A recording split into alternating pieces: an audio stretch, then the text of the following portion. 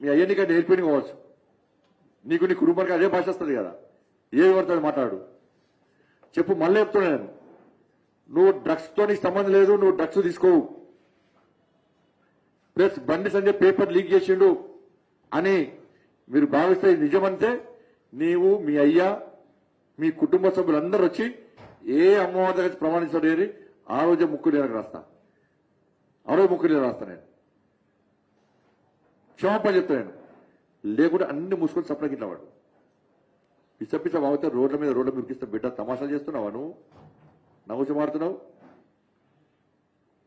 నీ చీకటి బతుకు గురించి చెప్తే ఇజ్జత్ మొత్తం రోడ్ల మీద తిరిగావు నువ్వు. ఇంకొకసారి పిచ్చ మారితే అది కూడా బయటపడతా,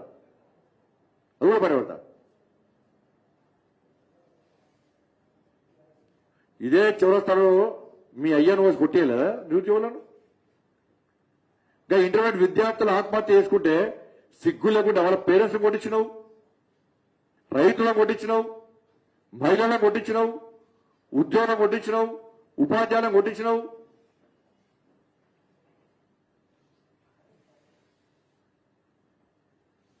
పేపర్ లీక్ చేసే బతుకునేది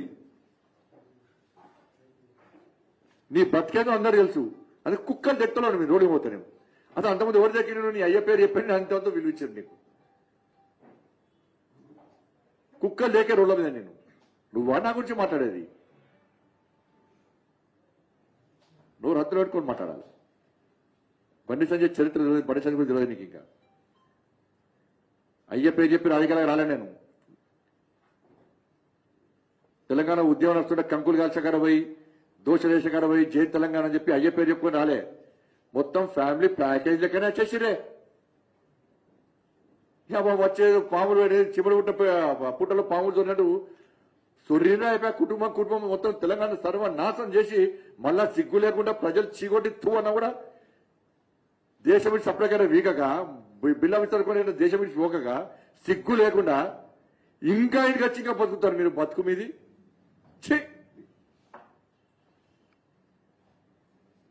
ఇద్దరు మీరు ఒకటి, కాంగ్రెస్ పార్టీ బీఆర్ఎస్ ఒకటి. ఫోన్ ట్యాపింగ్ కేసు వేంది, నీ ఫామ్ హౌస్ గురించి చెప్తాడు, ఫామ్ హౌస్ వీకింది. కాళేశ్వరం కేసు వేంది, డ్రగ్స్ కేసు వేంది. ఎదురు తెలంగాణ ప్రజలు అబ్బా కేసీఆర్ కూటమిలో ఎవరినొకరిని కాంగ్రెస్ పార్టీ లోపడేస్తాడు. ఏ లోపడేసి దాపకం రాత్రిపూట ఒప్పందాలు, తెల్లారేస్తే అందరు చూడడానికి ఫైటింగ్.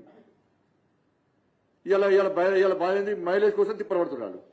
మేము మైలేజ్ కోసం పోలే. ఒక కేంద్ర మంత్రి ఉండి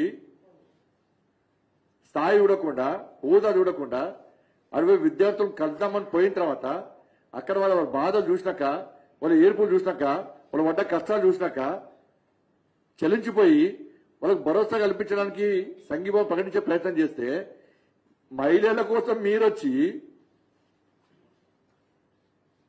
టక్క మీడియా పిలిపించి టీవీలలో బీజేపీ బ్రేకింగ్ వస్తుందని చూసి ఆ బ్రేకింగ్ లో చూడడానికి మరి మీడియా పిలిచి ఏదో మాట్లాడి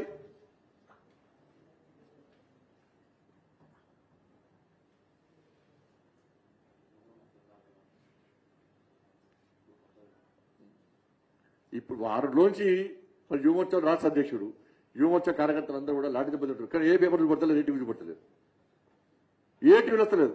నిన్న లాఠీ దెబ్బలు తిన్నారు. యువమోర్చా రాష్ట్ర అధ్యక్షుడు జైలు పోలీసులను అరెస్ట్ చేశారు. నిన్న మరి కేటీఆర్ ఏదో మాట్లాడిన వాగిండనైనా మొరిగిండనైనా మొత్తం బ్రేకింగ్ వస్తుంది. మర్చిపోరన్నా ఆ కుటుంబం కథం, కేల్ కథం, దుకాన్ బంద్. ఇప్పుడు లేస్తుందా? ఇవాళ నలుగురు వచ్చి లేరు, వాళ్ళు ఎప్పుడు 10 మంది లేరు. లేపినా లేవదే, జేసీబీ బట్టి లేపినా లేవది. అటు ఇటు కనుక సంసారం ఏమంటే చేస్తాడు.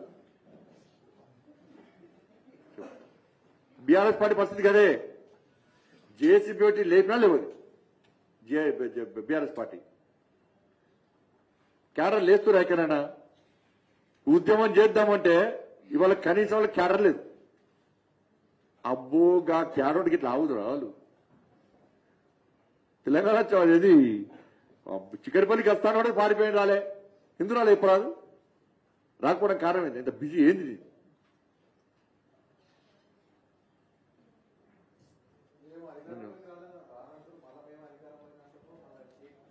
వస్తుందా